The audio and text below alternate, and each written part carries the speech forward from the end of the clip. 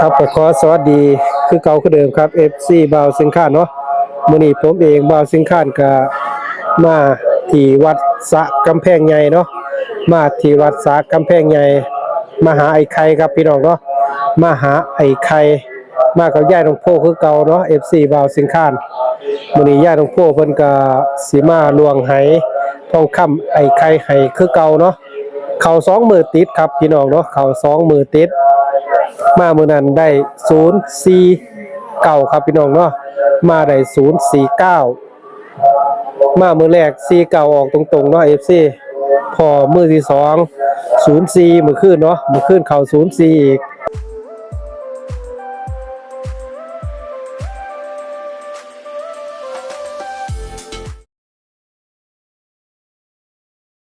ถือว่าญาติหลวงพ่อมันได้2งวดติดเนาะได้2งวดติดนำไอ้ไข่วัดสระกำแพงใหญ่ครับพี่น้องมื้อนี้เพิ่นก็เลยมาขออีกเนาะมื้อนี้ขอไปวันที่1ของรัฐบาลไทยครับพี่น้องเนาะไปวันที่1ของรัฐบาลไทยเฮาก็มาเบิ่งมาตามด้วยกันกับบ่าวสังฆานเนาะพี่น้องเฮาว่าญาติหลวงพ่อเพิ่นสิได้ตัวใดเนาะมื้อนี้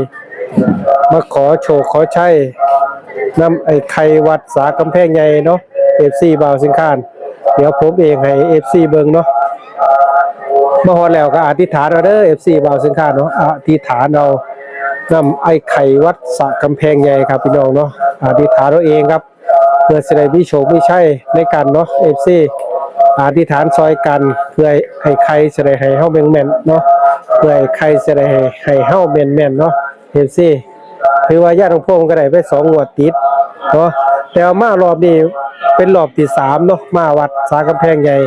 เป็นรอบที่3ครับ FC เนาะเป็นรอบที่3แล้วที่มาวัดสระกำแพงใหญ่เนาะ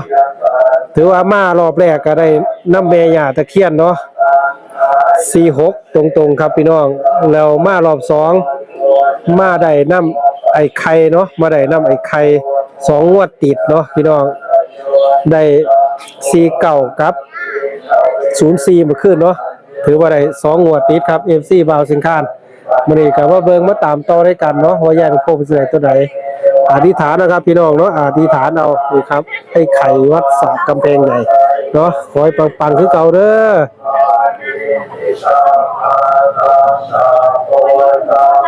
พี่น้องก็มาหลายมื้อนี้เนาะ FC มาหลายแห้งมาหลายคนยางเป็นปานเนาะมีแต่คนมาทำบุญเนาะมื้อนี้มาทำบุญเพื่อขอโชคลาภขอโชคขอชัยอยู่ที่วัดสระกำแพงใหญ่ครับพี่น้องเดี๋ยวญาติพวกกำลังลวงเนาะ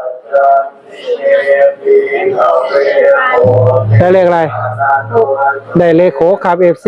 เดี๋ยวเบิ่งไกลๆเลยได้เลข6ครับเนาะได้เลข6ครับตัวแรกเนาะได้เลข6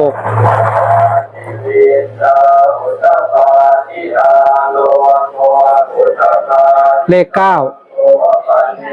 69ครับพี่น้องเนาะ69เนาะตัวแรกเป็นเลข6ตัวที่2เป็นเลข9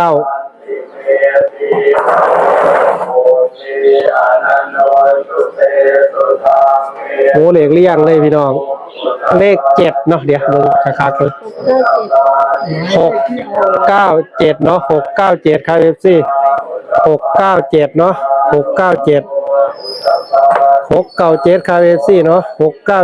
697ก็เสียเอาแค่3ตัวเท่านั้นครับ FC เนาะ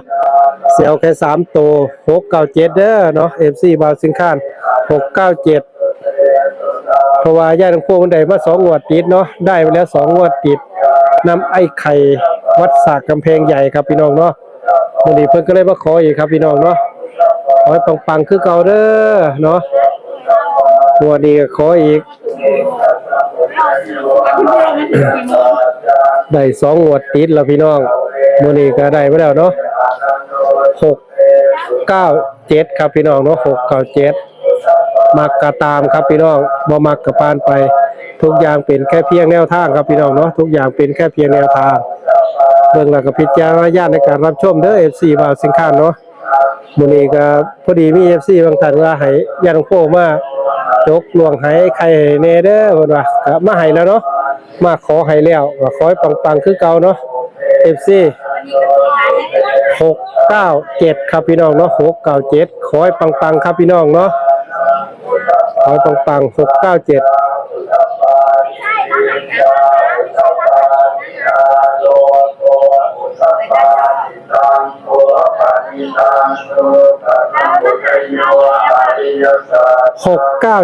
ครับ FC ขอให้ปังๆครับให้ไข่วัดสากกำแพงใหญ่ครับพี่น้อง